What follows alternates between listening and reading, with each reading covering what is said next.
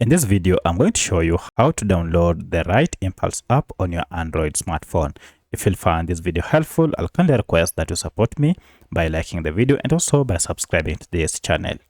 Alright, so to download this Impulse app, you need to go ahead and search for this app through Google Play Store.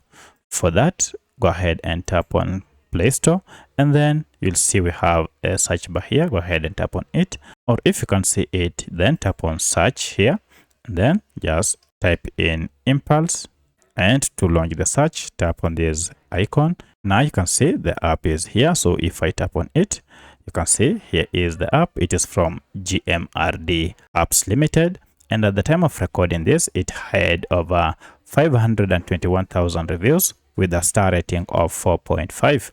The app is averagely 40 MBs with over 10 million downloads, and you can see this is the logo that comes with this app. To install it, go ahead and tap on install, and this will go ahead and download the latest version of Impulse app, then install it on your smartphone. Once the app is installed, you can now proceed and tap on open here, or if you go back to your apps, now you should be able to see Impulse app here.